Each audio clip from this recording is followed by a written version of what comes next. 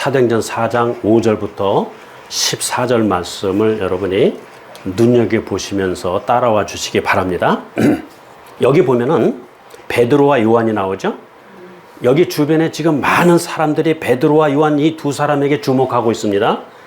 여기 많은 사람이라고 하는 건 뭐냐면 사내들인 공회회원들 한 70명 정도 되는 이 사람들이 재판하려고 죄도 없는 베드로와 요한을 이렇게 죄인시하고 이렇게 끌어내 놓고 신문, 문초 묻는 거죠.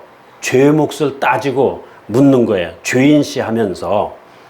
그런데 이 자리에 마치 죄인이 아닌 죄인으로 끌려 나온 베드로와 요한은 아주 말하는 게 용기가 있고 담대하고 정말 누가 봐도 저 사람들이 정말 옛날 그 사람들이야 할 정도로 몰라보게 말을 잘해요. 그럼 무슨 말을 했는데 그걸 한번 우리가 봐야 되겠다는 것입니다. 이 베드로나 요한은 본래 배우지 못한 사람들이에요. 정말 보통 사람보다도 못한 아주 보잘것없어 보이는 그런 사람인데 또 그들이 예수님과 함께 다녔다는 사실을 이 공회원들이 기억을 하죠. 기억을 했습니다. 이 사람들 예수 따라다니던 사람들이야.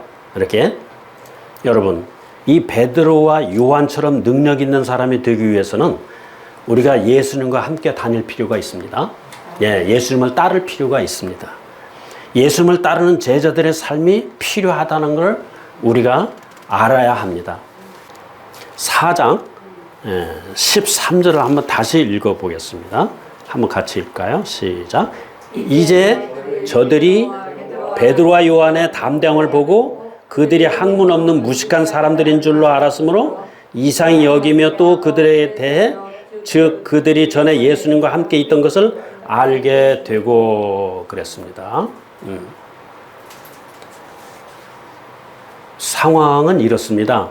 어느 날 예루살렘에서 사내들인 공의가 열리고 있었는데 재판이 열리고 있었는데 이스라엘의 최고 법원이죠. 사내들인 그러면 약 70명의 입법, 사법 이런 거를 다 같이 권한을 쥐고 있는 이스라엘의 아주 막강한 그런 종교 단체입니다. 그래서 이 공회에서는 유대법을 토대로 재판을 늘 벌입니다. 70명가량 되는 이 공회원들이 반원형으로 둘러 앉아서 시몬 베드로와 요한을 그들 앞에 세워놓고 이들에게 크게 분노하면서 적대시하면서 뭔가 물어봅니다. 근데 무슨 혐의로 이렇게 문초하느냐면 두 가지인데 하나는 안진뱅이를 네가 고쳤을 뿐만 아니라 죽었다가 살아난 예수님에 대해서 강력한 메시지를 전하기 때문에 사람들이 구름같이 몰려든다 너희 쪽으로. 이것이 제목이었어요. 말이 됩니까? 그들은 구약 성경을 철두철미 믿는 사람들이고 구약 성경이 무엇을 말하냐 나에 대해서 말한다고 예수님이 그랬죠. 예수님이 구약의 중심 인물이에요. 사실은 그걸 아는 사람들이라면 그거를 전하는 요한이나 베드로를 붙잡아다 재판할 이유가 없죠. 그런데 이 분노하고 적대시하는 이유가 뭐냐 이거예요. 공연들 눈에는 한심하기 짝이 없어 보이는 이 예수 추종자들이었지만은 벌써 수천 명이 이들을 따르고 있다는 것에 대해서 분노하고 있는 거예요. 이 많은 군중이 이들을 따라가고 있다는 것은 이 사내들인 이 공회원들 입장에서 보면 자기네들한테 심각한 위협이 되는 것이죠. 그 이유는 전에 충분히 말씀드린 것 같아요. 성전을 중심으로 거기서 그들이 먹고 사는 건데 사람들이 글로 안 오고 다 이 제자들 쪽으로 수천 명이 매일같이 그쪽으로 가면은 성전은 텅 빌 것이고, 따라서 거기서 생기는 이득이 줄어들 게 뻔하거든요. 그래서 이것 때문에 그들은 재판을 시작하고 신문을 시작했던 것이죠. 이 안전뱅이를 기적적으로 고친 것을 이제 그들이 언급을 했는데, 그 말하는 태도가 굉장히 고압적입니다. 누르는 소리를 하면서 주인시하는 거예요. 이 두 제자를. 너희가 무슨 권세로 네 이름으로 이 일을 행했느냐? 이렇게 묻는 거예요. 베드로는 그에 대해서 위세당당하게 조금도 굴하지 않고 그들을 향해서 이야기를 합니다. 사실 그들의 질문은 말이 안 되지만 거기에 대해서 답변을 하는 거예요. 거기 4장 9절에 보십시오. 만일 그 허약한 사람에게, 병자죠, 안전뱅이, 그에게 행한 선한 행위에 대해서, 병 고친 거, 그가 어떻게 온전하게 되었느냐 하는 일로, 그 사람이 어떻게 병이 나왔어? 하는 일로 우리가 이날 신문을 받는다면, 그랬어요. 그런 선행 때문에 우리가 재판을 받는다면, 그런 뜻입니다. 뒤집어 말하면 이거예요. 이 병자를 보살펴 주었다는 이유 때문에 그걸 흉악한 범죄로 우리를 몰아붙인다면, 이런 소리죠. 그래서 이 베드로는 그들 질문에 담대하고 단호하게 답변을 했습니다. 10절에 보시면, 너희가 십자가에 못 박은 예수 그리스도로 인해 이 사람이 온전하게 되어 너희 앞에 서 있다고 얘기합니다. 이 사람이 누구예요? 안전뱅이. 이 사람이 너희 앞에 지금 서 있다라고 그 장본인이 이제 증인처럼 딱 병이 나와서 서 있습니다. 오히려 신문 받고 있는 베드로가 거침없이 자기를 재판하는 사람들을 단죄하고 있습니다. 당신들이 잘못했지라는 식으로 얘기를 하는 거나 마찬가지예요. 언제든지 이 베드로는 없애버릴 수 있는 그런 사람들이었기 때문에 베드로는 좀 더 예의를 갖추고 신중하게 대답을 했어야 옳죠. 그런데 베드로는 그렇게 하지 않았어요. 자기 한 몸의 안전을 생각지 않았어요. 그리고 베드로가 알리고 싶은 게 뭐였느냐면, 공회원들이 무죄한 사람을 죽이는데 공모했다. 그리고 그 사람이 바로 메시아, 그 사람이라고 하는 것은 이 제자들을 통해서 병을 고치게 한 그 능력을 공급한 그분이죠. 그분은 바로 메시아였다는 사실을 이 두 제자가 말하고 싶었던 것이죠. 자, 공회원들은 베드로와 요한에게 눈을 떼지 못했습니다. 너무나 당당하고 자신 있는 태도였기 때문에 어떻게 감당을 못하는 형편이에요, 지금. 그런데 이 공회원들은 그 두 제자가 성경을 배우거나 어떤 공식적인 교육을 받았거나 어떤 학교를 나온 적이 없는 사람들이라는 것을 알아요. 정말 평범하게 이를 데 없는 사람이에요. 거기에 한층 더 놀란 거예요. 베드로는 솔직하고, 그리고 할 말은 그대로 해버리는 아주 세련되지는 못한 그런 사람인 것을 우리가 알죠. 어부에 불과했던 사람. 그런데도 당황하거나 부끄러워하지 않고 담대하게 이 많이 배운 사람들 앞에서, 또 재판석에 있는 사람들 앞에서 당당하게 이야기를 합니다. 베드로는 자기 스승이 십자가에 못 박힐 때 사실은 어떻게 했나요? 나 몰라라고 도망친 사람이 베드로죠. 예, 그런 부끄러운 이력이 있는 제자예요. 그런데 그를 택해가지고 예수님의 정말 제자를 삼으신 거예요. 이런 사람을 택해서 제자를 삼았다는 게 좀 문제가 있는 거 아니야? 라고 사람들이 예수님의 그 선택에 대해서 의문을 가질 정도로 아주 못난 사람이었다는 것이죠, 베드로가. 그리고 그 처신을 보면 되게 겁쟁이고 비겁한 그런 행동도 나왔었죠, 베드로에게서.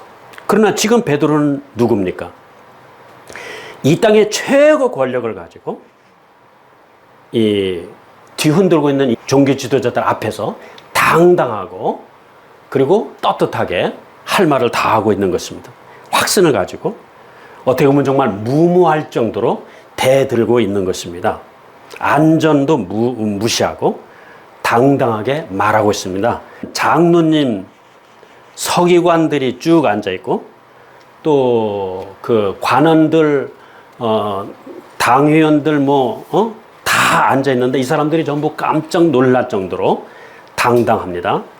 그래서 이 산헤드린 공회원들은 이 사람이 예수와 함께 다닌 자가 아니냐 이렇게 알아본 거예요. 저자가 말을 저렇게 잘하는데 저거 예수님 따라다닌 자 아니야? 이렇게 알아본 것이죠. 이 베드로의 변화에 대해서 이들이 놀랬던 거예요. 요한의 변화에 대해서 놀랬던 거예요. 원래 너무나 평범한 사람들이었어요. 그런데 예수님께서 그들이 이 비범한 일을 할 수 있도록 바꿔주신 것이죠. 예수님이 바꿔놓으셨어, 이 두 사람을. 이 두 사람은 예수님을 제대로 따랐습니다. 예수님은 이 사람들에게 크나큰 영향을 미쳤어요. 그래서 예수님의 영향으로 이 사람들이 돌변한 것이죠. 이 베드로는 교회사를 통틀어서 가장 위대한 지도자 중에 한 사람이라고 꼽을 수 있을 정도죠. 또 출신만 보면은 위대한 지도자감으로 생각되지는 않아요, 베드로가. 그런데 원래 그렇게 담대한 사람도 아니었고 어부로 일하면서 가족이나 먹여 살리고 그리고 함께 고기 잡는 동료들과 우정을 나누면서 밤에는 술 한 잔씩 했을지도 모르죠. 어른이니까 피로를 달래기 위해서.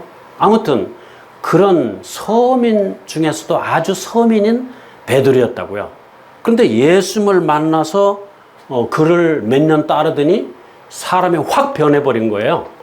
이 공회원들 앞에서 말하는 걸 좀 보세요. 예수님과 3년 동안 몇 차례에 걸쳐서 베드로는 사실 굵직굵직한 실패를 남겼습니다. 담대함이라는 영역에서 볼 때는 베드로는 실패자예요. 한마디로 베드로는 위대한 지도자가 될 만큼 담대한 사람이 아니었다는 것이죠. 우리는 종종 하나님께서 우리를 통해서 큰 일을 하시려면 많은 사람들 앞에 나서거나 중요한 직책을 맡을 만한 그런 배짱이나 담대함, 그런 것이 필요하다. 또 그런 것이 있어야 큰 인물이 될 요소가 된다. 그런 것이 필요하다. 이렇게 생각을 하죠. 실상은 그 정반대입니다. 하나님께서 일하시는 방법을 이렇게 성경을 연구해 보면 그걸 알 수가 있는데, 우리에게는 남을 이끌 만한 담대함이 필요한 것이 아니라 다만 나를 이끄시는 분을 따를 만한 담대함이 필요한 거예요. 예수님 따르면 따랐지 무슨 담대함까지 필요해? 아니죠. 예수님 따르는 게 쉽지 않죠. 그렇죠? 이 세상 살면서 예수님 입장에 서는 것이 쉬워요? 쉽지 않아요. 담대가 필요해, 담대함이. 베드로는 그런 데서 훈련이 잘 된 사람이에요. 그래서 이런 위급한 처지의 환경에 섰을 때 그는 거리낌 없이 내뱉었는데 주님께 따라다니면서 배운 그대로죠. 그 담력이, 그 용기가, 그 능력이 그 입에서 솟구쳐 나왔던 것이죠. 그것이 베드로의 위대함입니다.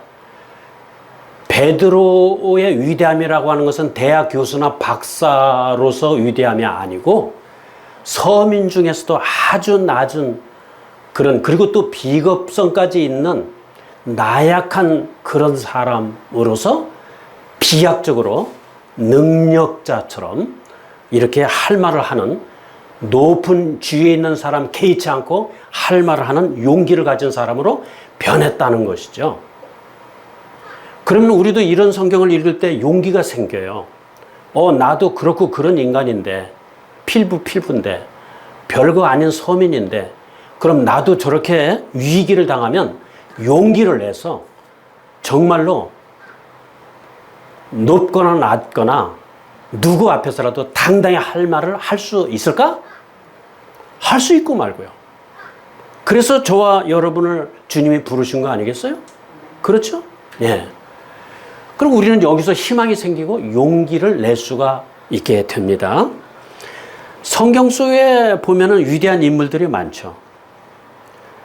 근데 그 위대한 인물들을 쭉 줄 세워서 하나하나 따져보면요. 그렇게 위대할 만큼 무슨 소양이 없어요. 뭐 능력이 보이지도 않고 그렇게 갖추지 못한 사람들이에요.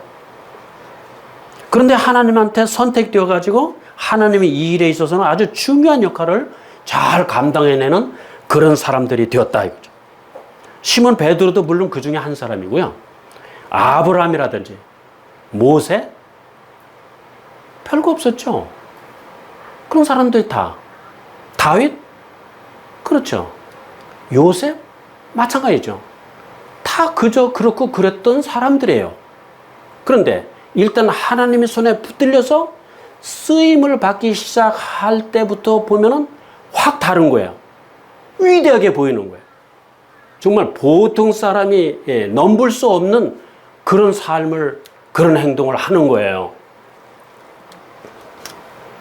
사실 이 아브라함, 모세, 다윗, 요셉 같은 사람들은요, 이런저런 이유로 지도자로는 부적격 판정을 받아야 마땅한 사람들입니다. 그런데 하나님께 지도자로 선택을 받았던 거예요. 그 중에는 지도자다운 담대성을 보인 사람도 있지만은 그렇지 못한 사람도 있었고요. 근데 그렇거나 이렇거나 공통된 특징이 하나 있었는데 이 사람들한테 무슨 특징이, 공통된 특징이 있었느냐? 그것은 다른 것이 아니라 하나같이 하나님을 따르는데 헌신되어 있었다는 것이죠. 하나님을 따르는데 만사 제끼고 쫓아갔다는 것이죠. 그런 거라면 나도 할 수 있겠네 이런 생각이 드시죠? 그렇죠. 우리가 사실 뭐 지위가 있어요. 가진 게 있어요. 명성이 있어요. 아무것도 없다고. 더 이상 내려갈 게 없어요. 그렇다면 이제 올라갈 것밖에 없는데 정말 이들이 그렇게 하나님을 따르고 예수님을 따르더니 위대한 인물이 되었다면 우리에게도 그럴 가능성이 있고 희망이 있는 거예요. 예. 그냥 주저앉아서 한숨만 쉴 건 아니죠. 그런데 훗날 아주 부적합하게 보이는 또 한 사람이 그 대열에 합류했습니다. 그 위인들 대열에 합류했어요. 그 사람이 누군지 아세요? 바로 다소 사람 사울입니다. 이 사람도 별 볼 거 없는 사람이에요. 키도 작고 뭐 건강도 완전치 않고 애출도 그렇진 않았겠지만 아무튼 예. 인간적으로 볼 때 뭐 크게 뭐 위대한 인물 같지는 않아. 그런데 정말로 주님을 따르는 일에 헌신한 결과 위대한 사도 바울로 바뀌었다는 거죠. 나를 따르라 follow me. 예수님을 따랐기 때문에 그 사도 바울도 위대한 사람이 되었습니다. 아까 봤지만 사도행전 4장 13절에 베드로가 담대 예수님을 증거하는 것을 보고 사내들인 공회원들은 베드로와 요한을 본래 배운 것 없는, 학문이 없는 무식한 사람들인 걸로 알았지만은 그러나 참 저 말하는 걸 보니 참 신기하다 이런 생각을 했고 두 사람이 예수님과 함께 다녔다 하는 것을 알게 되었다 하는 것이죠. 그게 중요합니다. 오늘 말씀의 제목이 뭐예요?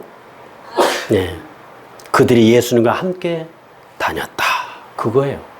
그들이 예수님과 함께 다녔다. 다른 비결이 없어요. 예. 믿음의 위인이 되는 비결은 그래 예수님과 함께 가는 거예요. 하나님께서는 보잘것없는 사람, 명백한 결점, 결함을 가진 평범한 사람을 통해서 일하십니다. 희망이 보이죠? 네. 저와 여러분도 예, 그럴 수 있어요. 결점이 없는 사람보다 결점이 있는, 결함이 많은 사람을 주님은 불러 쓰신다는 거예요. 그런 면에서 볼 때 우리는 너무나 부족하지만 희망을 가질 수 있다는 것이죠. 공의원들은 이 두 사람을 그렇게 변화시킨 능력, 그 놀라운 능력의 원천이 누구냐? 예수 그리스도라는 사실을 인정했습니다. 그들은 자신도 모르게 하나님께 영광을 돌리게 되었어요. 사실 지도자가 능력이 부족할수록 하나님께서 영광을 더 받으십니다. 아십니까? 예. 능력이 부족한 지도자일수록 하나님이 더 영광을 받으셔요. 하나님은 그런 걸 기뻐하시는 것 같아요. 기드온, 참 부족한 사람이죠? 기드온. 그런데 위대하게 쓰임받았잖아요. 이 기드온을 좀 얘기하면 머뭇거리기 좋아하고 겁 많던 사람이지만은 하나님이 일단 택하시고 나니까 이스라엘을 지배하고 있던 당시에 미디안의 막강한 군대를 무찌르는 아주 선봉에 서서 큰 공로를 세웠던 사람이에요. 이 대단한 인물이 기드온입니다. 하나님은 기드온의 군인이 고작 300명 정도 있었을 때 무려 3만 2천 명이나 되는 미디안 군을 때를 눕히게 했어요. 여러분, 300명 대 3만 2천 명이면 약 100배입니다. 100배 좀 넘죠. 100배 이상의 군대를 상대했다는 것이죠. 기디온 군대가 말이죠. 미디안 군대를. 어디서 그런 능력이 나왔을까? 미디안을 물리치기 위해서 이 겁쟁이 기디온을 하나님이 택하셨는데 우리가 보면 참 말도 안 되는 것 같아요. 장군을 불러다 쓰셔야지 이런 그 겁쟁이를 불러다가 전선에 세우면은 그 다음날 돌아오게, 이런 생각이 안 들어요? 기드온은 얼마나 겁이 많았던지 하나님이 자기와 함께 하신다는 증거를 보여달라고 하나님 앞에 요구한 사람이에요. 자기와 함께 하신다면 증거를 보여주세요. 이렇게 하나님한테. 그러나 여러분, 하나님의 선택을 이해하는 열쇠가 있어요. 기드온은 누가 이끌으시는지를 잘 알게 되면서 용기를 발휘해서 순종을 하기 시작했어요. 아, 나를 부르시는 분이 누구야? 하나님 아니야? 이렇게 생각이 미쳤을 때는 만사를 제끼고 다 제끼고 하나님만을 향해서 줄다름질 쳐서 하나님 손을 붙잡았다는 거예요. 그러니까 하나님께서 오냐? 내가 너를 쓰마. 그리고 쓰신 거죠. 무식하면 용감하다고. 기드온도 사실 겁 많고 용기 없는 사람이었잖아요. 그런데 하나님이 나를 부르신 거야? 이런 생각이 딱 들었을 때는 다른 거 다 제껴버리고 하나님을 향해서만 줄다름 쳐서 거기에 매달렸다는 것이죠. 우리는 어때요? 눈앞에 아주 조그만 일만 닥쳐도 거기에 급급해가지고 근심 걱정하고 밤에 잠이 안 오고 뒤치락뒤치락 그러잖아요. 예. 다 마찬가지예요. 저도 그러고 다 그래요. 예. 우린 다 소인배예요. 하늘이 부실 때 아주 약해요. 그렇지만 우리는 믿는 구석이 있잖아요. 예. 예수님을 믿잖아요. 예. 이미 예수님을 믿기로 작정했고 그 대열에 옮겨 섰잖아요. 기왕에 발을 이쪽으로 내디뎠으면 이제 이끌어 주시겠다는 주님의 손을 꼭 잡고 그쪽으로만 전진하면 다른 것들은 큰 문제도 작게 보인다니까요. 예. 그리고 그냥 봄에 눈 녹듯이 사르르 얼마 지나서 뒤돌아보면 벌써 해결되고 없어졌어. 그런 것도 있어요.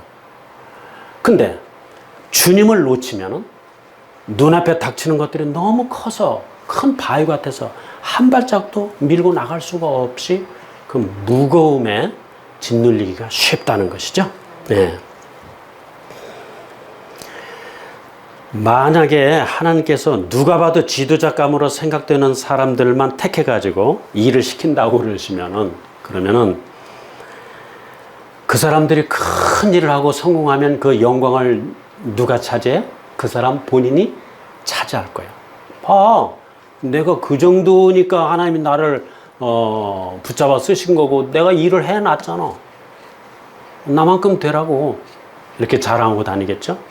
근데 그 자랑을 싫어해 하나님. 그래서 약한 자를 쓰시는 거예요. 왜? 자랑 못하게 하시려고. 우리가 약하고 결점이 있다고 그랬죠? 결점이 있는데도 불구하고 하나님은 우리를 쓰기 원하시는 거예요. 오늘날도. 하나님 나라의 일을 담당하고 있다면 우리 스스로를 자랑할 수 없습니다. 그리고 왜? 우리 약하기 때문에, 그걸 알기 때문에 우리는 자랑 못해요. 도리어 하나님을 안다는 사실을 자랑해야 돼요.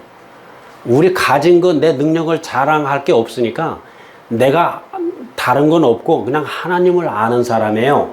그거 하나 자랑하게 된다는 것이죠. 아시겠죠? 네, 그거 하나.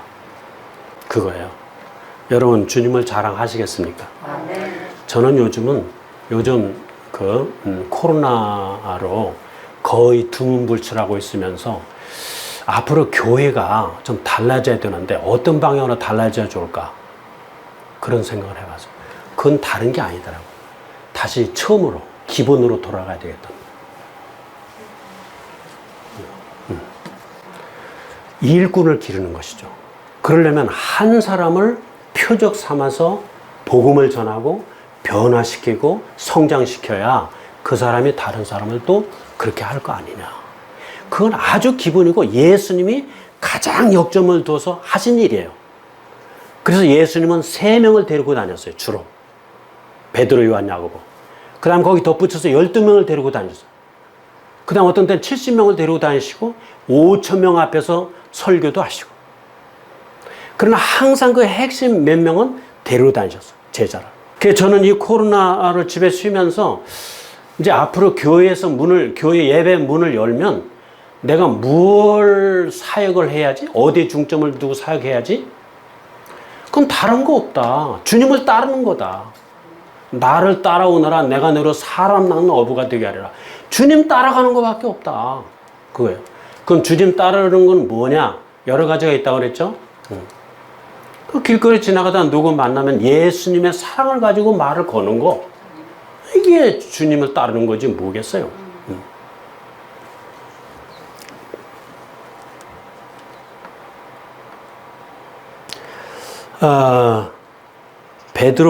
바울의 서신 고린도서 1장 26절에 31절 거기 보면은 바울은 하나님께서 어떻게 미련하고 약하고 천한 사람들을 택해서 하나님이 일을 하게 하셨는지 이 얘기가 나와요. 그런데 주님을 따르고자 하는 사람에게 필요한 것은 자원함과 담대함만 있으면 된다는 거예요. 자원함과 담대함. 여러분, 제가 물어볼게요. 주님을 따르고자 하는 마음은 있으세요? 있죠? 그거면 된다는 거예요. 그리고 어떤 상황에 가서 누구하고 대화할 때 아니면 상대할 때 담대함을 가질 수 있어요? 가질 수 있죠? 예, 그러면 된다는 거예요. 예, 자원함과 담대함. 그 둘만 있으면은 사람을 낚을 수 있어요.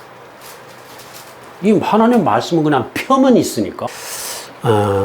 우리가 할 일은 물론 전도만은 아니에요. 교회 오면 또 섬길 일도 있고, 이웃 전도를 위해서도 또 섬겨야 되고, 또 누가 이사 오면 좀 관심을 보이고 선물도 가지고 가서 좀 이렇게 물어보기도 하고 이렇게 해야 돼요. 이런 담대함, 용기가 우리에게 있으면 된다. 하나님은 아주 큰 거를 우리에게 요구하시지 않는다는 것이죠. 자, 예수님은 여러분 개개인에게 감춰져 있는 잠재력과 가능성을 모르실까요? 아실까요? 아시죠. 왜? 우리를 다 지으신 분이기 때문에 우리 안에 잠재력, 가능성을 왜 모르시겠어요? 다 아시죠. 너 그럴 수 있는 능력이 있구나. 기드온에게는 사실 이런 잠재력이 기드온에게 있었다는 거예요. 하나님도 우리에게서 그런 잠재력을 발견하시겠죠? 기드온에게서 발견해요. 모세는 황량한 광야에서 수많은 사람들을 이끄는 광야에서 이끌었잖아요. 40년 동안. 그런 남모를 잠재력이 이 모세에게 있었다는 것을 하나님은 아시고 모세를 사용하셨다는 거예요. 여러분도 내가 내 자신을 볼 때 이렇게 정말로 초라할 정도로 능력도 없어 보이지만 여러분 뒤에 한 40명 이끌 수 있는 리더십을 하나님이 주실지도 몰라요. 모른다고. 한번 희망을 가져보시고, 사실은 내게 무슨 그런 잠재력이 있어 하고 무시하고 아주 잠재력을 있어도 모르고 깜깜한 사람도 있을 수 있어요. 알 수 있는 사람도 있고. 근데 어느 쪽에 속하는 사람이든지 간에 하나님은 혹은 예수님은 여러분 안에 있는 잠재력을 아신다는 거예요. 여러분 자신은 있어도 숨기고 싶고 아니면 없는 것으로 생각할 수도 있지만 예수님은 여러분 마음속에 있는 잠재력, 능력이 있음을 알고 계신다는 거예요. 알고 계신다. 그래서 예수님을 따르기만 하면 바꿔주십니다, 여러분을. 그래서 이것을 통해서 예수님에게, 하나님에게 영광을 돌릴 수가 있습니다. 어떻게 예수님이 평범한 사람이 중요한 일을 하도록 변화시키나 하는 것을 우리가 오늘 생각해 오고 있습니다. 예수님이 우리 각자를 변화시키는 것은 우리가 지도자가 되려고 용기를 발휘할 때가 아니라 뭐 할 때? 예수님을 따르는 헌신을 할 때다. 그 얘기를 계속 제가 지금 하고 있습니다. 예수님은 우리를 불러서 그분 자신을 깊이 알아가게 그렇게 하셔요. 그분을 깊이 알아가게. 정말 이 말씀에 내 자신을 투자해서 예수님을 깊이 알아가겠다는 그 생각이 굉장히 중요합니다. 여러분 자신을 이제 알게 되죠. 그렇게 되면. 그리고 자신의 잠재력도 조금씩 알게 되고, 그 주님만 아시는 것이 아니라 내 잠재력을 내가 내 자신의 잠재력도 조금씩 알게 된다 이거죠. 자, 예수님께서는 우리와 동행해 주십니다. 맞죠? 예수님은 우리와 동행해 주십니다. 그리고 인내심을 가지고 용기를 가지도록 그렇게 우리에게 격려도 해 주십니다. 또 모르는 거 있으면 성경을 통해서 가르쳐 주십니다. 때로는 도전도 하십니다. 너 왜 그렇게 살아? 도전도 하십니다. 또 질문을 하시고 답변도 주십니다. 그것은 어떤 방법으로? 우리가 궁금했을 때 성경 이 구절 저 구절을 찾아서 해결받죠? 그런 거죠. 질문하면 대답도 해주셔요. 마침내 우리 삶은 그저 평범한 삶에서 점점 성숙한 삶으로 이렇게 변화되어 가기 시작을 해요. 어느 날 갑자기 바뀌는 거 아니에요. 조금씩 이렇게 말씀의 그 깊이가 더해지고 분량이 더해지면서 내가 조금씩 더 많이 알아가게 된다. 자, 3년 동안 베드로는 예수님과 함께 걷고 같이 먹고 같이 산에 올라가고 같이 기도하고 그렇게 했습니다. 베드로는 예수님에게 묻기도 하고 맞서기도 하고 또 예수님을 높이기도 하고 도망치기도 하고 별짓 다 했어요. 베드로가 처한 상황으로 들어가서 그의 용기, 베드로의 생각, 감정 이런 거를 우리가 읽을 수 있습니다. 성경을 통해서 상상할 수 있어요. 아, 베드로는 이렇게 살았구나. 어쩌면 나하고 똑같아. 이런 생각도 하고 이거는 나보다 심한데 이런 생각도 할 수 있습니다. 실제로 우리가 주님을 따를 때 어떤 일이 일어나는지 더욱 생생하게 이해할 수 있게 된다 하는 거예요. 언제? 실제로 예수님을 따를 때. 어디서? 현장에서. 집에서 성경을 통해서 베드로에 대한 걸 읽으면서 아, 베드로가 이런 나쁜 생각을 했어?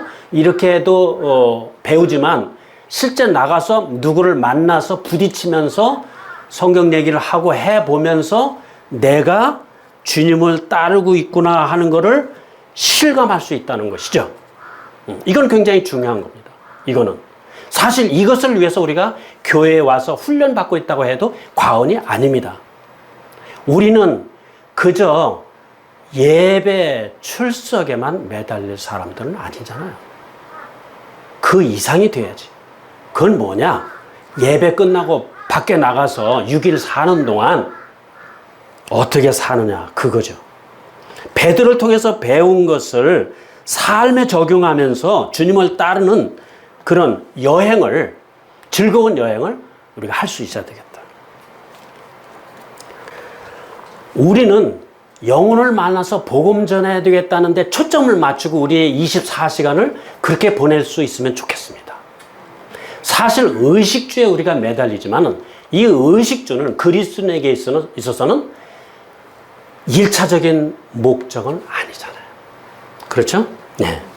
왜? 너희는 먼저 그의 나라와 그의 의를 구하라. 그러면 이 모든 것을 내게 더하시리라 그랬어.